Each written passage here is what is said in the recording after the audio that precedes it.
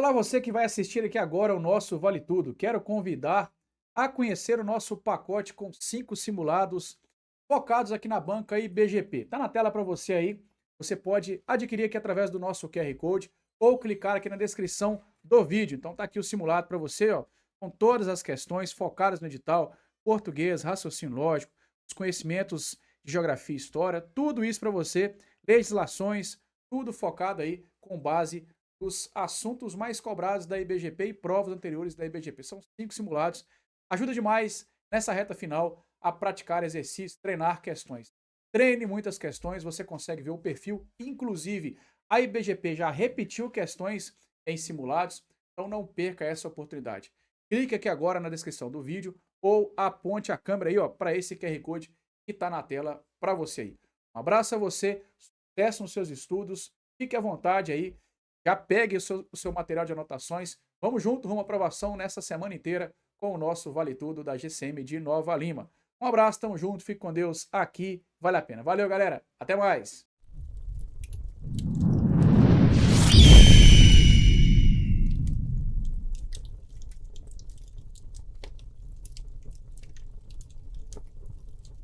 Fala, galera do YouTube, seja bem-vindo ao canal do Vale Concurso. Um prazer estar com você aí que está estudando para esse concurso da GCM de Nova Lima. Vamos nessa reta final, nessa semana Vale Tudo, as nossas apostas finais dos professores. Vamos trazer hoje os direitos humanos. Está previsto no seu edital aí, Teoria dos Direitos Humanos, a nossa Declaração Universal dos Direitos Humanos, a Convenção Americana sobre Direitos Humanos, que é também o Pacto São José da Costa Rica, né, conhecido como Pacto São José da Costa Rica, as regras de Pequim e o Pacto Internacional dos Direitos Civis e Políticos. É o que está previsto aí no nosso edital na parte dos direitos humanos. O que acontece?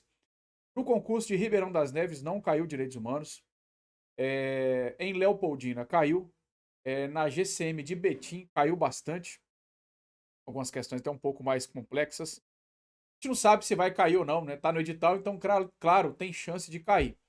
Mas é a matéria que lá atrás, né, quando nós estávamos estudando, é aquela que eu falei para vocês, dá numa intensidade menor. Daria mais prioridade para as leis municipais. Mas vamos ver aqui se a banca cobrar, quais seriam as nossas apostas finais para essa matéria. Beleza? Antes de mais nada, deixa aí o seu like, se inscreve aqui no canal, ative o sininho de notificações para ficar por dentro de tudo que acontece no mundo dos concursos. Já deu seu like aí? Brigadão, valeu demais. Ajuda muito aqui o canal, principalmente a esse professor.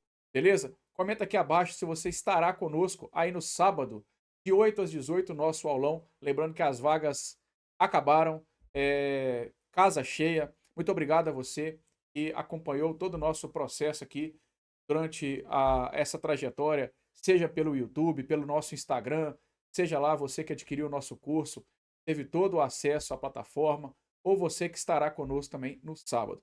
Pessoal, outro convite que eu quero fazer a você, na sexta-feira, nós faremos um aquecimento do aulão às 18 horas na praça, a praça central aí da cidade de Nova Lima. Então você é nosso convidado, é um evento gratuito, tá? Na praça, lá, local aberto ao público, a partir das 18 horas, trazendo também algumas dicas interessantes para você aí. Beleza? Vamos levar todo o equipamento, vamos ver se vai dar certo lá, né? Acredito que sim, vamos conseguir fazer um negócio bacana para você aí. Show de bola? Quero convidar também, é claro, a você conhecer aqui o nosso pacote de resumos, o pacote meu com o professor Volner. Então lá nós disponibilizamos todas as disciplinas do edital de maneira resumida. Você consegue dar uma acelerada boa nos seus estudos aí. Você que ficou algum ponto ou outro para trás, né? Professor, tem quantas páginas? Não contei, mas são pouquíssimas. É bem menos aí, bem, mas muito menos do que a metade. Deve ter 25% do total de umas páginas aí, somar tudo, é, do conteúdo completo, né? Então a ideia do resumo é justamente acelerar os estudos, trazer aqueles pontos mais importantes e também sem perder a essência do conhecimento. Não adianta também eu pegar ali, cortar a página, cortar assuntos que tem chance de cair na sua prova. Então o resumo está bem direcionado, bem focado. Então, para você que tem alguma coisinha ou outra que quer acelerar, corre lá. Só aqui, ó, apontar, cadê? Aqui, né? Para cá ou para cá? Para cá, né? E ó, o QR Code está aqui na tela. Isso aqui, ó. Tá na tela aqui o QR Code. Aponta a câmera aí. Você consegue baixar esse resumo. para focar legal aí. Beleza? Show de bola, tá na tela para você então o nosso Direitos Humanos. Esse QR Code já mudou. Esse QR Code aqui já é dos 5 simulados do Vale Concurso. Top de linha também, tá? Para você que quer aí resolver questões e tudo mais, simular a prova de fato, 5 simulados para você resolver aqui, ó. Você consegue resolver uns 2 por dia aí, ou até mais, dependendo, né? Se você tiver aí numa condição boa de estudos, para poder dar uma olhada no que a Banca IBGP tem cobrado em prova. As questões são focadas na Banca IBGP. Vamos lá então, pessoal, começando com a introdução dos direitos humanos. Quando a banca coloca teoria dos direitos humanos, ela pode colocar conceito, o que é direitos humanos, a sua classificação, com relação à sua dimensão ou geração de direitos, ela pode cobrar alguma coisa desse tipo. Então, a nossa introdução a dos direitos humanos, né, o conceito, entende-se que todo o contexto histórico da evolução dos direitos humanos teve como fundamento limitar o poder arbitrário, não só sobre o indivíduo, como também sobre toda uma coletividade. Então, a ideia dos direitos humanos é, de fato, limitar o poder do Estado. Às vezes, o poder arbitrário, né? E a gente acha que direitos humanos é uma coisa, é uma instituição. Direitos humanos é você ter direitos. É reconhecimento de direitos à pessoa humana. É isso que é os direitos humanos. Então, cabe ao papel do Estado reconhecer que você tem direito e respeitá-lo. Como, por exemplo, não acontecer prisões arbitrárias, não limitar a sua liberdade de ir e vir de maneira arbitrária, não tirar a sua vida de maneira arbitrária. Então, isso seria o reconhecimento desse poder arbitrário. Então, não só do indivíduo, como toda a coletividade, criando instrumentos necessários para a positivação de tais direitos. Quais seriam esses instrumentos? Os tratados internacionais, os documentos, seja recomendações, as cartas, as regras, é tudo, né, que nós temos aí que possa proteger esses direitos. Essa evolução ocorreu gradativamente e se deu por meio de muitas lutas e mortes. Então, quando você trata da palavra gradual, nós entramos nessa afirmação histórica, na evolução histórica dos direitos humanos, onde nós vamos trazer também aqui algumas datas importantes. A banca pode, talvez, mencionar uma data ou outra aí com relação a essa afirmação histórica. Então, o conceito. O que é um direito humano? São conjuntos de direitos previstos em instrumentos internacionais, como, por exemplo, a DODH, a Convenção Americana, dentre outros, que proporcionam a todos os seres, independentemente de qualquer condição, ou seja, não importa se você é negro, branco, não importa o sexo, gênero, a condição social, política, a base essencial para que tenham uma vida digna e para que se protejam contra violações praticadas ou toleradas pelo Estado. Então, basicamente, esse é um dos conceitos, né, entre vários autores, eu trouxe um aqui para você. Classificação. Quando a gente fala de classificação, a gente lembra da palavra geração. Talvez você já tenha ouvido falar primeira geração, segunda geração de direitos, ou agora, né, conhecido como a palavra dimensão. Então, com o passar do tempo, foram tendo outros reconhecimentos de direitos humanos e com isso a gente vai trazendo essas gerações. Hoje já se fala em sexta geração, né, direitos humanos, mas geralmente banca, quando cobra em prova, ela não passa da segunda geração. Às vezes aparece a terceira, mas vamos focar aqui somente na primeira e segunda. Dimensão ou geração, a mesma coisa, tá? Hoje a doutrina, ela reconhece mais a palavra dimensão, mas a banca pode trazer geração também, não tem problema. Então, a primeira dimensão de direitos, ela surgiu com revoluções burguesas do século XVI e XIX. Englobam direitos de liberdade, chamados de prestação negativa, nas quais o Estado deve proteger a esfera de autonomia do indivíduo. Quando você fala prestação negativa, significa dizer que o Estado, em regra, não precisa de agir. Você já nasce com esses direitos. O Estado precisa de fazer com que você os tenha. Ou seja, o Estado precisa de proteger esses direitos. Você pega, por exemplo, o direito à liberdade, o direito de ir e vir.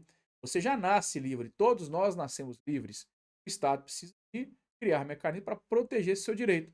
Bem como o direito à vida. O direito à vida também é um direito que você já nasce com ele. O Estado não tem que criar políticas públicas para te dar a vida, de fato, né? Você já nasce com esse direito aí. Assim, o Estado não poderia interferir na órbita individual, salvo para garantir a prevalência do máximo de liberdade possível para todos. Então, como exemplos, nós temos aqui a liberdade, igualdade perante a lei, propriedade, intimidade e segurança, traduzindo o valor de liberdade, ok? Segunda dimensão, surgiu em decorrência da deplorável situação da população pobre das cidades industrializadas. Então aqui já trata mais direitos sociais. Aqui, de fato, requer uma prestação positiva do Estado. O Estado é que ele tem que agir. Se o Estado não agir, não criar políticas públicas, como é que você terá esses direitos? Saúde, educação, então são direitos aonde, né, a própria habitação, são direitos que o Estado tem que agir, beleza? Então aqui englobam os chamados direitos de igualdade, impõe aos estados obrigações positivas, tá? Então essa é a regra. Primeira dimensão, prestações negativas. Na segunda, positivos. O estado tem que agir, defendendo a intervenção estatal, desculpa, como forma de reparar a iniquidade vigente. Como exemplos que eu falei, direito à saúde, educação, previdência social, habitação. Então aqui nós temos a evolução histórica. Tá? Algumas datas, talvez a banca pode trazer no decorrer aí. A Carta Magna, né? Ela trouxe aí grandes reconhecimentos sobre direitos humanos. O nosso habeas corpus, em 1679. Esse Bill of Rights aqui é um documento também, 1689. Declaração de Independência das 13 Colônias. Declaração dos Direitos do Homem e do Cidadão. Convenção de Genebra, Tratado de Versalhes e a Carta das Nações Unidas. De todos esses, o que eu mais destaco aqui são é a Carta das Nações Unidas e a Carta Magna, tá? Mas principalmente a Carta das Nações Unidas. A IBGP não se agarra tanto a essas datas, na verdade nunca cobrou essa afirmação histórica com relação a datas, mas se você puder levar é importante. Então leve pelo menos a Carta das Nações Unidas, que aqui é onde foi criada a ONU. Então a ONU foi criada em 1945 com esta carta. E após, né, o primeiro documento da ONU foi justamente essa carta, o segundo foi a DUDH, a Declaração Universal dos Direitos Humanos, que é o nosso próximo tema, né? Ela é de 1948, tá? Então vamos ver aqui algumas informações importantes sobre a nossa DUDH. Primeiro, ela não é um tratado internacional. Ela não tem força de lei. Ela não cria obrigação de cumprir. Então a gente fala que ela não tem força normativa. Beleza? Ela é apenas uma recomendação. Foi elaborada após a Segunda Guerra Mundial, ou seja, 1948. Ela reconhece tanto direitos de primeira quanto de segunda dimensão. Tá? Direitos de primeira e segunda. É um documento da ONU, como eu falei, né, da Organização das Nações Unidas, e ela não cria nenhum tipo de tribunal. Ela não fala assim, olha, você terá direito ao Tribunal Penal Internacional. Ela só fala que você tem direito a um tribunal. Qual tribunal é esse? Não sei. Ela não fala. É diferente da Convenção Americana, que cria a Corte Interamericana. É um tribunal, né? Que vai ali julgar alguns atos que violam os direitos humanos. Já a DUDH, ela não cria tribunal. Ela só fala que você tem direito a buscar um tribunal, mas não menciona qual. A banca pode dizer, por exemplo, que a Corte Interamericana, o Tribunal Penal Internacional ou qualquer outro foi criado através da DUDH e está errado, ok? Ficar atento com relação a isso então aí. Vamos aqui, artigo por artigo, rapidamente. Dá licença, né? Tomar um cafezinho, como todo bom mineiro aqui gosta de um café. Falar nisso, eu aguardo você no sábado. Vamos tomar um café lá no aulão, tá? De 8 às 18. Bater um papo lá e tomar um cafezinho lá. Trocar uma ideia lá, tentar pegar o máximo de informações possíveis, né? Se você aí que tentou, né, adquirir o ingresso, não conseguiu, quiser dar uma passada lá rapidamente, não vai ter a cadeira para você sentar, mas se quiser passar lá, a gente bater um papo, tirar uma dúvida de última hora, é nosso convidado também. Não vai conseguir adentrar lá o espaço do aulão, mas se quiser passar lá para a gente bater um papo, tentar tirar algumas dúvidas, estarei lá durante o dia inteiro, tá? No aulão lá, para a gente tentar trazer o máximo de informação. Dá licença? Cafezinho bom demais. Vamos lá então, pessoal. Artigo 1º aqui, os seres humanos nascem livres e iguais. Devem agir com espírito de fraternidade. Cuidado aqui para não colocar solidariedade. Todo ser humano tem direito, sem distinção de qualquer espécie e condição, não tem distinção do país ou território. Então, não há nenhum tipo de distinção. Distinção aqui no sentido de discriminação. Todos nós temos que ser tratados de maneira igual. Não pode haver diferenciação em razão de raça, cor, sexo, religião, opinião política, ou também não pode haver distinção em relação aos estados-parte, os países. Todo ser humano tem direito à vida, à liberdade e à segurança pessoal. Cuidado com a palavra nacional aqui. Lembrando que tanto a DUDH quanto o Pacto São José da Costa Rica, que é a nossa convenção americana, eles tratam sobre direito à vida. Só que lá no Pacto da Costa Rica e no Pacto Internacional dos Direitos Civis e Políticos, ambos estão caindo aí no seu edital, falam da possibilidade da pena de morte. Tá? Então a DUDH não trata nada, não fala nada sobre a possibilidade de pena de morte. Lá quem vai falar isso é a nossa CAD. Não pode haver escravidão, tortura, né? Isso aqui não tem nem como errar um negócio desse na prova, né? Acabou, né, pessoal? Tortura, escravidão, isso não existe mais. Todos são iguais perante a lei, não é à toa, né, que agora até os concursos não há mais essa diferenciação de vaga entre homens e mulheres, respeitando muito o direito humano. Todos devem concorrer de maneira igualitária, né? Então, todos os concursos que geralmente tinham essa reserva de vaga aí menor para mulheres, acabou, não está acontecendo mais. Direito de receber de tribunais nacionais. Cuidado para a banca não colocar aqui a palavra internacionais, tá? Tribunais nacionais competentes.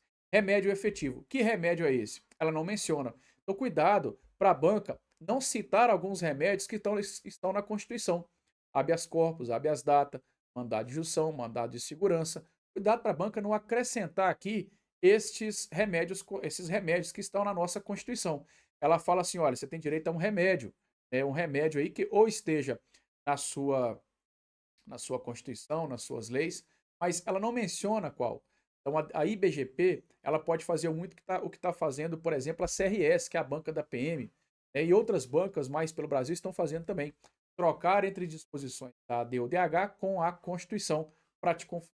Então lembra lá sempre que a DUDH ela é mais genérica, a Constituição é mais específica. Ambas vão falar do mesmo assunto, a Constituição vai especificar um pouco mais. Todos podem reunir-se, todos podem se reunir, se associar. A Constituição vai falar que é sem armas, blá blá blá, e assim por diante. Todo mundo tem direito a férias. As duas vão falar isso. A Constituição vai falar que a férias, mais um terço, aquele um terço constitucional. Então sempre lembra dessa questão aí, tá? E uma é mais específico do que a outra.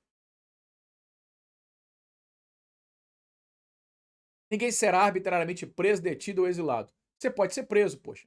Afinal de contas, tá fazendo um concurso para quê? Para prender vagabundo na rua, né? Para guarda municipal. O que não pode aprender de maneira arbitrária, ok? Direito a uma justa e pública audiência por parte de um tribunal independente e imparcial. Mais uma vez, ela não cita qual tribunal. Ela só fala que o tribunal tem que ser independente e imparcial. Vamos ver aqui. Direito à liberdade de locomoção e residência dentro das fronteiras de cada estado. Tá? Então você pode andar livremente para lá e para cá. Você pode sair do seu país, voltar para ele e assim por diante. Né? Fica à vontade aí. Direito de procurar asilo em outros países em caso de perseguição, exceto se você cometeu um crime ou ato contrário da ONU. Então, digamos que você está sendo perseguido aqui no Brasil por uma opinião política. Você foge correndo lá para o Chile. O Chile pode te deportar por conta disso? Não. Você tem o direito, tem a garantia de ter o asilo lá no Chile, porque o Brasil está te perseguindo por uma questão política. Agora, se você cometer um crime aqui no Brasil, crime, aí não, aí o Chile pode deportar. Você não tem o direito de gozar desse asilo, porque você cometeu um crime, poxa, né? Então não faz sentido. O direito à nacionalidade, ao casamento. Lembrando que aqui, no casamento, a DUDH fala que não fala idade. Em momento algum, na DUDH toda, você não tem, em momento algum, números, idade, 18 anos, 60 anos, de forma alguma. Só fala que homens e mulheres, né, os maiores, podem contrair matrimônio. O que é maior no Brasil, às vezes não é maior de idade em outro país. Então, ela não estabelece aqui idade, ok? Só fala que podem contrair aí os maiores, né, capazes. Direito de propriedade. Você pode ser privado do seu direito, aí quem vai especificar isso é a Constituição, lembra sempre disso. O mais específico é a Constituição. Vamos ver aqui. Tá vendo? Ó, reunião e associação. Quem vai especificar mais é a nossa Constituição. Direitos trabalhistas, organizar sindicato, repouso e lazer, inclusive limitação razoável das horas de trabalho e férias remuneradas. Se a banca disser assim, ó, de acordo com a DUDH, todo trabalhador terá no máximo 44 horas semanais. Tá certo ou tá errado? Tá errado, se perguntar com base na DUDH. A Declaração Universal só fala que você tem direito ao trabalho, uma hora razoável. Ela não fala qual que é a carga horária. Quem vai falar a carga horária é a Constituição Federal, ok? Assim como aquele 1/3 das férias, né? Se ela falar assim, todos têm direito a um salário mínimo, de acordo com a DUDH, todos têm direito a um salário mínimo. Tá errado. A DUDH não fala salário mínimo. Fala apenas aí, realmente, uma remuneração tranquila, né, favorável. Sempre aí não vai especificar demais, ok? Remuneração justa, né, satisfatória. E não salário mínimo. Todas as crianças nascidas dentro ou fora do matrimônio gozarão da mesma proteção social. Também é tranquilo, né? Hoje em dia todo mundo sabe disso. Não precisa ficar desenhando. Você sendo filho biológico, adotivo, veio de um outro casamento, não importa, tem a mesma proteção social. O artigo mais importante, no meu ponto de vista, o que mais cai, é sobre a educação.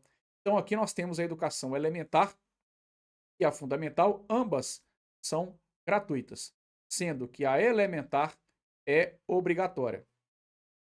Beleza? A técnico profissional e a superior são acessíveis a todos, né? Faltou colocar aqui que a superior é acessível a todos também, sendo que essa é baseada no mérito. Pessoal, isso aqui a banca vai misturar. Ela vai dizer que a fundamental é acessível a todos, ela vai dizer que a técnico profissional é gratuita. Professor, mas a superior não é gratuita? Você faz aí uma universidade federal, você não paga nada. Sim, não leva para o Plano Brasil, tá? Leva o que está na letra da lei, beleza? Se te perguntar que a educação superior é acessível a todos, está certo, está escrito lá. Perguntar que a técnica profissional é acessível a todos, está certo. Perguntar que a técnica profissional é baseada no mérito, está errado. A baseada no mérito é só a superior, ok? E assim por diante. Então, leva o que está exclusivamente na lei. E aí, ó, os pais têm direito, têm prioridade de direito na escolha de gênero de instrução que será ministrado a seus filhos. Basicamente, é isso. Beleza, vamos aqui agora na Convenção Americana. Convenção Americana, também conhecido como Pacto São José da Costa Rica. O artigo mais importante é, de fato, o artigo 4º e aqueles que tratam da corte e da comissão. Então aqui vai dizer que você tem direito à vida, lembra lá que eu falei? Direito à vida, que tem tanto na DUDH quanto na CAD. Aqui vai dizer, inclusive, que o seu direito à vida é desde o momento da concepção. Ela adota a teoria concepcionista. Você está na barriga da mamãe ali, mamãe gestante, o bebê já foi concebido, já tem direito à vida. Muitas teses do não aborto se agarram, inclusive, na CAD. O fato de alguns países não aprovarem deliberadamente o aborto é muito por conta da própria CAD. O Brasil ele é permitido o aborto em alguns casos, mas ainda o aborto não é livre no Brasil, ok? Por quê? Porque a criança ali, que ainda não foi concebida, que não nasceu, já foi concebida, tem o direito à vida, né? O fato dela já ser concebida já dá a ela o direito à vida, beleza? Muitas das vezes também por questões religiosas, culturais, né? O Brasil ainda não liberou, mas não vamos adentrar aqui se libera ou não libera, não tem nada a ver com a nossa prova, né? O que você precisa saber é que o direito à vida é desde a concepção. Show de bola? Ponto final. E aí, a convenção, ela até fala, dá uma possibilidade de aplicar pena de morte. Ela fala o seguinte: olha, você tem direito à vida desde a concepção. Se existe ainda algum país que tenha como pena a morte, tenha como pena, no caso a morte, o Brasil tem, por exemplo, no caso de guerra declarada, na opção de fuzilamento, né, o Brasil tem essa opção. Então, se porventura este país tirar, ele não pode colocar novamente. A teoria é essa, a tese é essa.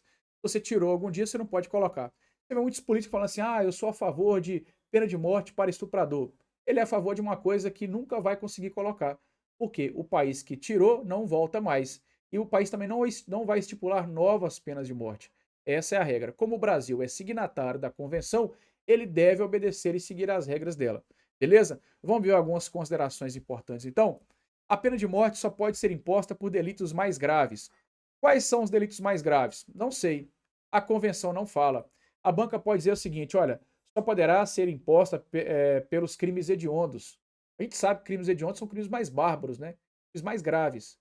Mas os crimes hediondos no Brasil são penalizados com pena de morte? Não. E o que é hediondo aqui no Brasil, talvez em outro estado não seja. Em outro país, né, estado parte, talvez não seja. O Brasil, por exemplo, tráfico de droga não é um crime hediondo, certo? aliás, não é um crime passível de pena de morte. Em outros países, traficar droga, você pode morrer. Na Indonésia, por exemplo, você morre, né? Se praticar tráfico de drogas. Então, cuidado aí para não confundir delitos mais graves com crimes hediondos. A lei fala delitos mais graves. Cumprimento de sentença final de tribunal competente, ou seja, tem que transitar em julgado, né, o último tribunal aí, conformidade com a lei que estabeleça tal pena, claro, né, tem que vir uma lei anterior tratando aquilo como crime, promulgada antes de haver o delito sido cometido, não será aplicada por delitos políticos nem comuns conexos com políticos, tá? Importante também. E aí, a Convenção Americana, ela trata de idade. Então, você não pode impor a pena de morte ao menor de 18 anos ou maior de 70. Cuidado, pessoal, não é o idoso, não, é o maior de 70. No Brasil, o idoso é maior ou igual a 60. Se a banca coloca que não pode impor a pena de morte ao idoso, está errado. Porque até os 69, eu posso impor sim a pena de morte, que é maior de 70, ok? Não se pode executar a pena de morte enquanto o pedido estiver pendente decisão ante a autoridade competente, ok? Trabalhos forçados. Não confunda com a Constituição Federal. Vamos lá. A regra, a Constituição proíbe, veda trabalhos forçados. Né? A Constituição, no seu artigo 5º lá, nos incisos fala que é proibido, né? É vedado a pena de morte não, a pena de caráter perpétuo, trabalhos forçados, banimento, não é isso mesmo? Fala lá no nosso artigo 5º. Só que a convenção ela fala que os países que adotam como pena trabalhos forçados, esses trabalhos forçados não podem denigrir, predicar, né, o preso, né, de alguma forma assim.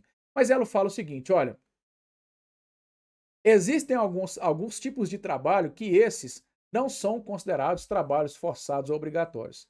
É isso que você precisa saber. Então, a convenção meio que autoriza o trabalho forçado, a Constituição proíbe, ela veda, e aqui ela fala o seguinte, ó, esses trabalhos aqui não são forçados.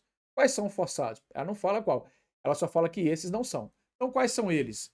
Os trabalhos ou serviços normalmente exigidos de pessoa reclusa em cumprimento de sentença, ou seja, a pessoa foi presa e lá botou ela para trabalhar. O serviço militar, é que no Brasil, por exemplo, nós temos que como o obrigatório, né, o serviço militar obrigatório, o serviço imposto em perigo, em caso de perigo ou calamidade, o trabalho ou serviço que faça parte das obrigações cívicas. Então isso aqui não é forçado, ok? A banca pode inventar alguma coisa que não está aqui.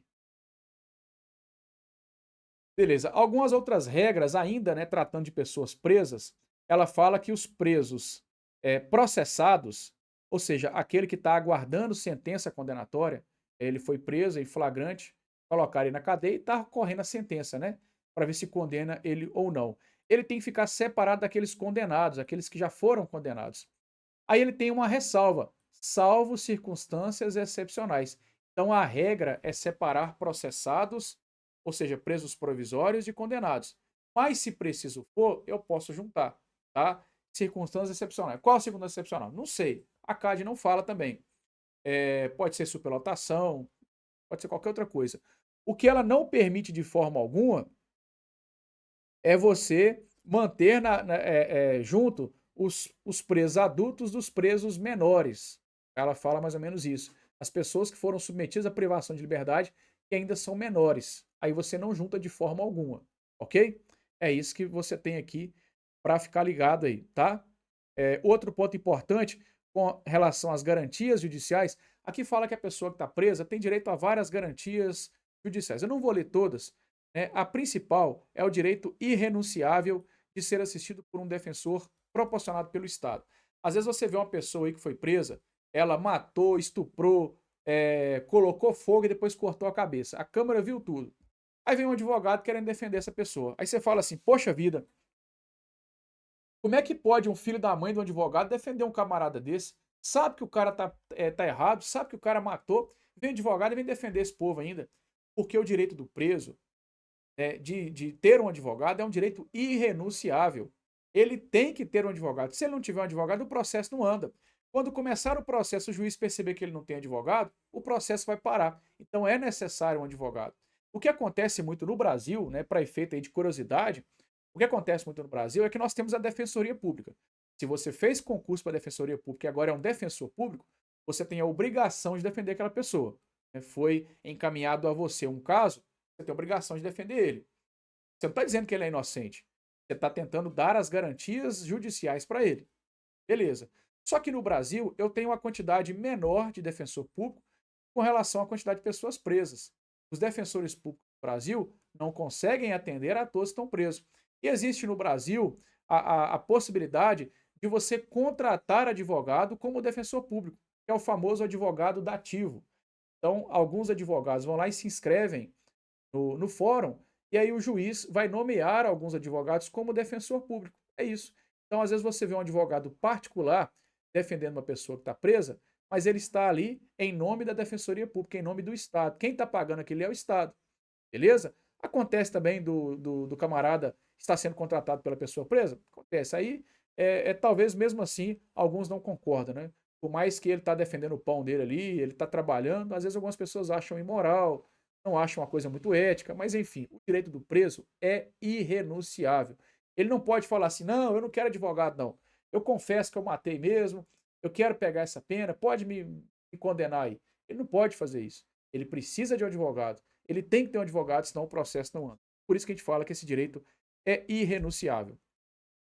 Sobre comissão e corte, essa tabelinha aí é praticamente o suficiente para você acertar questões na sua prova. Nós temos aqui a comissão e a corte interamericana. A comissão é composta por 7 membros, também conhecido como comissários ou comissionários, ok? O mandato desses 7 membros são de 4 anos, admitida uma recondução. A natureza da comissão é apenas administrativa. A comissão não tem uma natureza de julgar. Ela não é um órgão julgador. Tá? Ela vai apenas ali aconselhar, tentar solucionar de maneira mais amistosa, ok? Já a corte são juízes, né? Aqui os 7 membros já são juízes, de fato. O mandato é um pouco maior, são 6 anos, admitida a recondução. A gente fala que ela tem um duplo caráter, um caráter jurisdicional, tá? E um caráter consultivo também. Ela pode ser consultada aí para poder dar a sua opinião, né, o seu pitaco aí. Mas quem vai julgar de fato é a nossa corte, ok? Beleza. Quem pode acessar a comissão? Quem pode ir lá e bater na porta da comissão e falar: comissão, tem uma denúncia a fazer? Quem pode? Teoricamente, para você ficar mais fácil de aprender, lembra na sua cabeça que é qualquer pessoa. Qualquer um pode ir lá na comissão. Tá? O que, que a convenção fala? Qualquer pessoa, grupo de pessoas ou uma ONG. Uma ONG. É isso. Então, qualquer pessoa já generalizou, né? Eu, você, minha mãe, sua tia, qualquer um pode ir lá reclamar na comissão, ok? O que você precisa lembrar aqui é que essa entidade não governamental, ela tem que estar em pelo menos um estado da OEA. Ou seja, é como se eu dissesse que uma ONG lá do Japão, ela não poderia ir na comissão, porque ela não faz parte da OEA. A OEA são os estados americanos, são países da América, ok? Quem pode acessar a corte? Aí no caso da corte, quem pode acessar é apenas os estados partes, ou seja, os países ou a própria comissão. Então é como se a comissão tivesse aqui, a corte está mais acima. Nós estamos aqui, né? Nós não conseguimos acessar a corte. Aí eu tive um direito humano violado, quero fazer uma denúncia para a corte. Eu não consigo. Eu vou fazer a denúncia na comissão, a comissão vai analisar, caso ela achar interessante, ela faz a denúncia para a corte. Assim que funciona o processo, ok? O quórum para deliberação da corte é 5 juízes. Ah, vamos reunir aqui hoje, vamos falar alguma coisa. Ah, tem 4 juízes, 3 estão jogando bola. Então paramos por aqui, não vamos deliberar nada hoje. Para deliberarmos alguma coisa tem que ter no mínimo 5, ok? E o máximo aí são 7.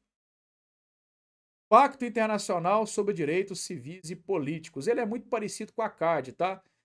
Os seus artigos ali, ele é um pouco parecido com a DUDH e com a CAD. Ele vai falar da prisão depositária infiel, assim como a CAD. Né? O Brasil, hoje, na Constituição, ele permite prisão por dívidas em caso de devedor de alimentos e depositário infiel. Ok? As prisões por dívidas no Brasil hoje, prestação de alimentos e depositário infiel. Porém, a Convenção Americana e o Pacto Internacional de Direitos Civis e Políticos permite prisão por dívidas apenas no caso devedor de alimentos. Pensão alimentícia, por exemplo. Depositário infiel, você não pode prender alguém por dívidas nesse caso. Então, por conta disso, principalmente por conta da CAD, a prisão do depositário infiel, lá na Constituição Federal, está paralisado os efeitos. Hoje não se prende alguém no Brasil por dívidas, em decorrência do depositário infiel. Só se prende por dívida no Brasil no caso de pensão alimentícia, tá? Isso por conta da CAD, é a CAD que tem falando isso, e aqui esse pacto também fala sobre isso. Mas o que eu quero deixar para vocês aqui é sobre o Comitê de Direitos Humanos. Ele cria um comitê, ok? Esse comitê tem 18 membros, tá? 18 membros. Cada estado pode indicar duas pessoas, né? Este comitê, beleza? O que eu queria deixar mais é sobre esse comitê aqui. O comitê não poderá ter mais de um nacional de um mesmo estado. Aí aqui, pessoal, no Pacto Internacional dos Direitos Civis e Políticos, a gente já volta num plano internacional, já é na ONU de novo. Esse pacto é um documento da ONU, tá? A convenção é da OEA, só vale para as Américas, ok? Existe sistema internacional e sistemas regionais de direitos humanos. O internacional ou global, mundial, é a ONU. Os regionais tem na América, tem na África, tem na Europa. Aí esse documento aqui, ele é específico da ONU, tá? O mandato, 4 anos, beleza? O mandato é 4 anos, aí é um mandato parcial. Assim acontece lá na comissão em corte também. Como aqui são 18, você quebra no meio, né? 9 membros aí. A cada 2 anos eu vou substituir, eu vou tirar os 18? Não, vou tirar só 9. Lá na comissão e na corte, dos 7, a cada metade do mandato eu tiro 3. Então lá, por exemplo, eu tenho 7 membros da comissão. O mandato é de 4 anos. A cada 2 anos eu tiro 3 membros. Eu vou alternando, né? É como se fosse no Senado Federal. O Senado Federal não são assim? Nós temos 3 senadores em cada estado. Toda eleição eu tiro 3 e coloco 3? Não. É uma substituição parcial. Em uma eleição eu tiro 1, na outra eu tiro 2. Então fica essa mesclando aí, tá? Regras mínimas das Nações Unidas para a administração da justiça, da infância e da juventude, também conhecido como regras de Pequim, ou Bendim. Já deve ter visto aí, né? Não sei se eu pronunciei de maneira correta, mas são essas regras aí. Vamos ver o que ela traz pra gente? Então, aqui, pessoal, a primeira coisa que eu quero trazer para vocês é os conceitos. Então, ele classifica aqui jovem. O que é o jovem? Jovem é toda criança ou adolescente que, de acordo com o sistema jurídico respectivo, pode responder por uma infração de forma diferente do adulto. É isso que ele classifica o jovem. Lá no ECA, criança é pessoa de até 12 anos incompletos. Adolescente, pessoa entre 12 e 18 anos. Beleza? O ECA nem tem a palavra jovem. Aqui, jovem é toda criança ou adolescente. Ele traz essa classificação. O jovem infrator é aquela pessoa, aquele jovem que comete uma infração. Simples assim, né? Isso aqui, se não me engano, caiu no concurso da GCM. Se não foi da GCM de Leopoldina, foi no concurso de nutricionista de Leopoldina, tá? No cargo de nutricionista. Na verdade, os cargos técnicos, né? Acho que as provas foram iguais aí, os cargos técnicos. Ampliação do âmbito de aplicação das regras. As disposições pertinentes das regras não só se aplicarão aos jovens infratores, mas também àqueles que possam ser processados por realizar qualquer ato concreto que não seria punível se fosse praticado por adulto.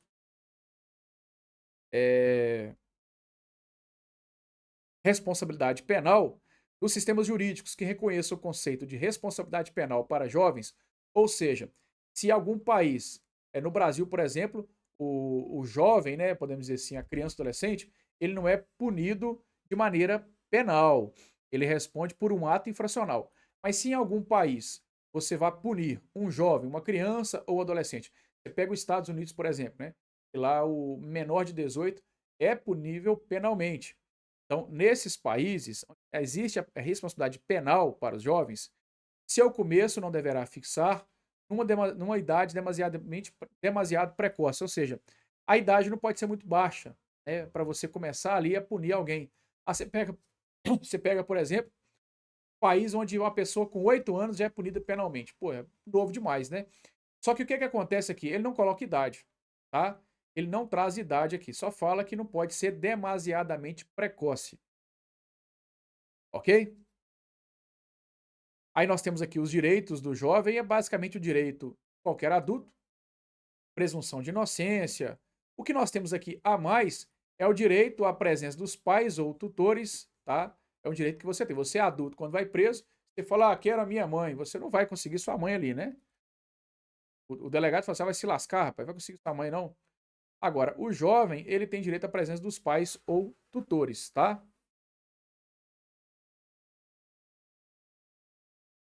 E princípios norteadores da decisão judicial ou medidas.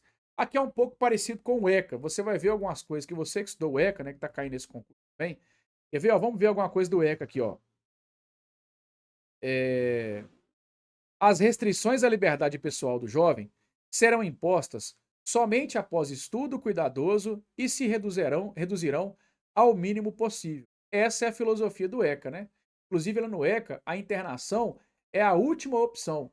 Eu vou tentar todas as medidas possíveis, as medidas socioeducativas, né, para adolescente. Não deu certo? Eu vou internar. Qual que é o prazo? O mínimo possível. O prazo máximo é 3 meses e aí eu vou reavaliar a cada 6. Isso aí está no ECA, né? Não será imposta a privação de liberdade pessoal, a não ser que o jovem tenha praticado o ato grave. Então segue a linha do ECA aí. O bem-estar do jovem será o fator preponderante no exame dos casos. A pena capital não será imposta por qualquer crime cometido por jovens. Pena capital, pena de morte, né, por exemplo. Os jovens não serão submetidos a penas corporais. Aí aqui é nenhuma pessoa, né, uma tortura, alguma uma coisa aí que vai agredir o jovem. A autoridade competente poderá suspender o processo em qualquer tempo. Assim acontece também lá no ECA. E aí nós temos aqui as medidas aplicáveis, que é um pouco parecido lá com o ECA também. Temos aqui, ó, por exemplo, assistência, orientação e supervisão, liberdade assistida, existe a liberdade assistida lá no ECA, que aqui é o prazo mínimo é 6 meses, né, lá no ECA. Prestação de serviço à comunidade, a multa, indenização e restituições, determinação de tratamento institucional ou outras formas de tratamento, determinação de participar em sessão de grupo e atividades similares, determinação de colocação em lar substituto, centro de convivência ou outros estabelecimentos educativos e outras determinações pertinentes. Então, aqui é um pouco diferente das medidas socioeducativas do ECA, algumas iguais, até idênticas à nomenclatura, outras um pouco diferentes. Então, não confunde essas duas aí, não. Show de bola?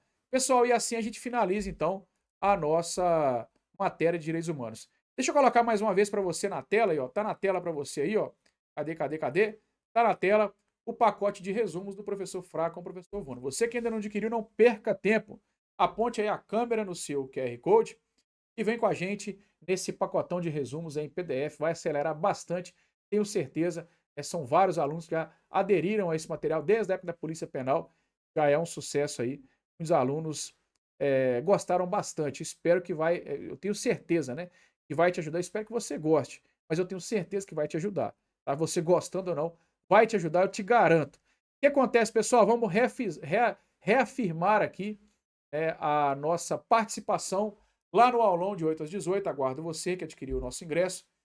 Vamos tentar trocar muita ideia lá, passar o máximo de informações possíveis.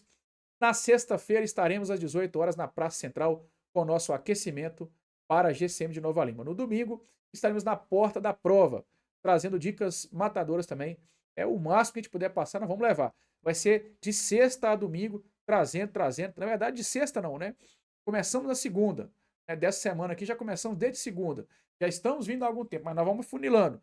Então, de segunda a sexta, com esse monte de aulas aqui, que após finais aqui no YouTube, lá no sábado, de 8 às 18, na sexta-feira, a partir das 18, no domingo, antes da prova, e é claro, no domingo, depois da prova, trazendo também a correção do gabarito e analisando se cada um deles, algumas questões, se tem possibilidade ou não de recurso. Ok? Então, galera, muito obrigado a você. Valeu demais. Deixou seu like aí? O like é de graça, tá? O like você não paga nada.